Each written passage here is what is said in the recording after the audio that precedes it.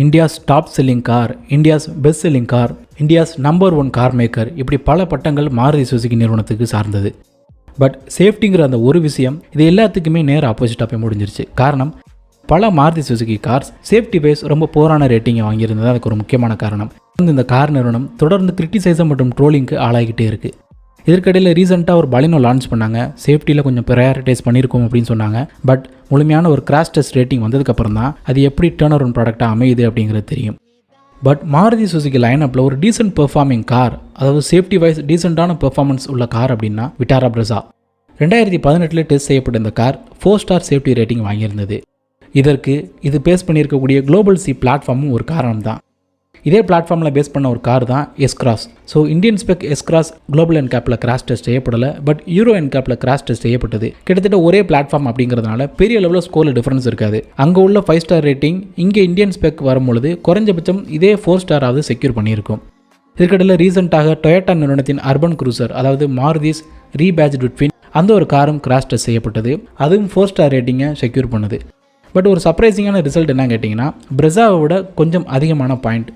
பிரெஸா 4 star adult safety rating மற்றும் 2 star child safety rating வாங்கியிருந்தது. But Urban Cruiser 4 star adult safety ரேட்டிங்கோட சேர்த்து child safety rating 3 ஸ்டாராக உயர்ந்திருந்தது. இதற்கு காரணம் சைல்ட் சீட் இந்த முறை ரிவர்ஸில் ஃபிக்ஸ் பண்ணப்பட்டிருந்தது தான். இருந்தாலும் இந்த ஒரு கிராஷ் டெஸ்ட் பெர்ஃபார்மன்ஸ் பெரிய அளவில் குளோபல் NCAP நிறுவனத்தை ஈர்த்திருந்தது.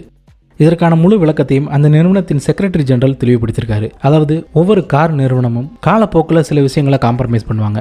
நமக்கு தெரிஞ்சு பல ஃபீச்சர்ஸை ஆட் பண்ணக்கூடிய கார் நிறுவனங்கள் ஒவ்வொரு ஆண்டுதோறும் அந்த ப்ரைஸை குறிப்பிட்ட வட்டத்துக்குள்ளே வச்சுக்கிறதுக்கு சப்ஸ்ட்ரக்சரில் சில மாற்றங்களை கொடுப்பதாகவும், குறிப்பாக வெல்டிங்களோட எண்ணிக்கையை குறைக்கிறது மூலமாகவே அவங்களுக்கு கணிசமான தொகையை மிச்சப்படுத்த முடியும் அப்படிங்கிறது தான்.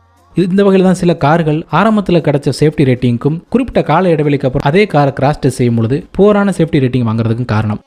ஸோ அந்த வகையில் இந்த ஒரு பிரெஸாவும் அந்த மாதிரியான பாதையில் போயிருக்கா அப்படின்னு தெரிஞ்சுக்கிறதுக்கு தான் டொயோட்டாவோட அர்பன் க்ரூசரை அவங்க டெஸ்ட் பண்ணியிருக்காங்க. பட் அதிலிருந்து வந்த அவுட்கம்மை வச்சு அவங்க பாராட்டுகளையும் தெரிவிச்சிருக்காங்க. மாருதி ஸ்ட்ரக்சரலாக எந்த ஒரு காம்ப்ரமைஸும் ஆகாமல் இந்த காரோட குவாலிட்டியை அப்படியே ரீட்டைன் பண்ணியிருக்காங்கன்றத சந்தோஷப்பட்டிருக்காங்க. இதற்கிடையில் மாருதி விட்டாரா பிரெஸா மற்றும் டொயோட்டாவின் அர்பன் க்ரூசர் இரண்டுமே 5 ஸ்டார் கேப்பபிளான கார்கள் அப்படின்னு தெரிவிச்சிருக்காரு. இதற்கு அந்த நிறுவனங்கள் பெரிய அளவில் எந்த மாற்றங்களும் செய்ய தேவையில்லை, ரொம்ப ஈஸியாக வந்து அடைஞ்சிரும் அப்படின்னு தெரிவிச்சிருக்காங்க. அடுத்த மாதம் இதே காருடைய ஃபேஸ் லிஃப்டட் வெர்ஷன் லான்ச் ஆக இருக்கு. இந்த காரில் ஸ்டாண்டர்டாக 4 ஏர்பேக் மற்றும் எலக்ட்ரானிக் ஸ்டெபிலிட்டி கண்ட்ரோலும் ஆஃபர் பண்ணப்படுறதாக தெரிவிக்கப்பட்டிருக்கு. இது உண்மையாகும் பட்சத்தில் கண்டிப்பாக முதல் 5 ஸ்டார் சேஃப்டி ரேட்டட் கார் அப்படிங்கிற ஒரு பெருமை விட்டாரா பிரெஸாவுக்கும் வரும். இதெல்லாம் ஒரு புறம் இருக்க, இந்த கிராஷ் டெஸ்ட் நம்மளுக்கு ஒரு விஷயத்தை தெளிவுபடுத்தியிருக்கு. அதாவது விட்டாரா பிரெஸா மற்றும் எஸ்-கிராஸோட கிராஷ் டெஸ்ட்டுக்கும் மற்ற மாருதி கார்களின் கிராஷ் டெஸ்ட்டுக்குமான ஒரு பெரிய வித்தியாசமே பிளாட்ஃபார்ம். பிரெஸா எஸ்-கிராஸை தவிர்த்து மற்ற எல்லா கார்களுமே ஹார்டெக் பிளாட்ஃபார்மில் பில்ட் பண்ணப்பட்டது. இந்தியா, இந்தோனேசியா போன்ற எமர்ஜிங் மார்க்கெட்டுகளுக்காக உருவாக்கப்பட்ட இந்த ஒரு பிளாட்ஃபார்ம் லைட் வெயிட் பிளாட்ஃபார்ம் சொன்னாங்க. உண்மையாகவே அது லைட் வெயிட் பிளாட்ஃபார்ம் தான், கேப்பபிளான சேஃப்டியை கொடுக்கறது இல்லை அப்படிங்கிறது தெளிவாயிருக்கு.